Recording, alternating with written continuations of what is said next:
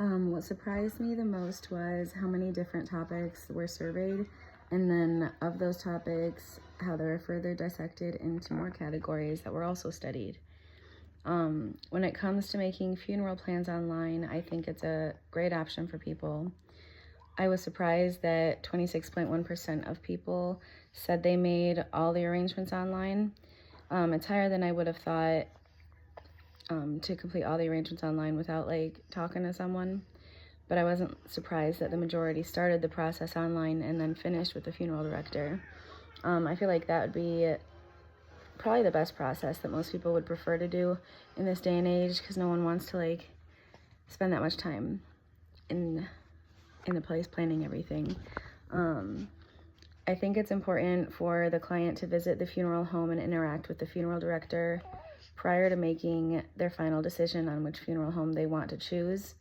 I think it's important to make sure that they fit the right vibe and properly meet the needs and wants of for the service. And then as far as funeral homes using Facebook advertising, I'm not surprised that so many people have. I'm not surprised because so many people have Facebook, and it's really the only social media that the older generation partakes in. And they're often the ones involved in planning and attending funerals. I'm not surprised, though, that the percentage of people who used a funeral home they found on Facebook was low, because I'd imagine that most people would like go to Google and then look at the funeral home's page and see what things they have to offer, and because like their actual webpage is going to give a better representation of the funeral home than like a Facebook will. But yeah, that'd be a better place to like go for obituaries if you just want to get there quick. But I don't think that would be the main place to go research a funeral home. I was able to understand most of the reasons people had for not contacting a funeral home, like that they felt that people thought it would be cheaper and less stressful, or that they couldn't afford it, or them wanting to keep it simple, that they felt they'd be pressured into buying more than planned. I was surprised of the opinions, like that the only thing they need from a funeral director is the cremation, or that they considered a funeral a ripoff. Like, I know that people think they're overpriced and everything, but I never really thought of like a ripoff, you know what I mean? I don't know. That was a little surprising. And then I think the percentage of people who have attended a public event or a funeral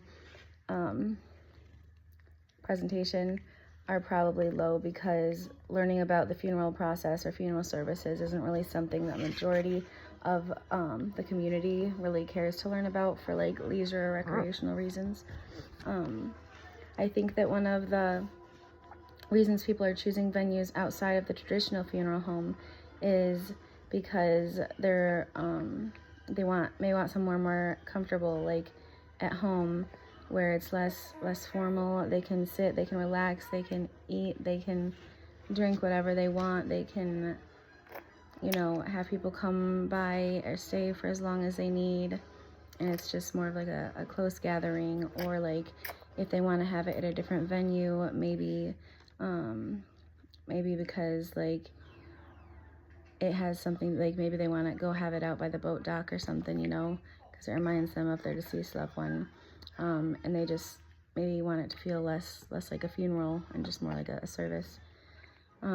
Personally, I'm surprised that less than half the people would consider a celebrant. I think they would bring so much to the service, making it more about celebrating the deceased one's life instead of mourning their death.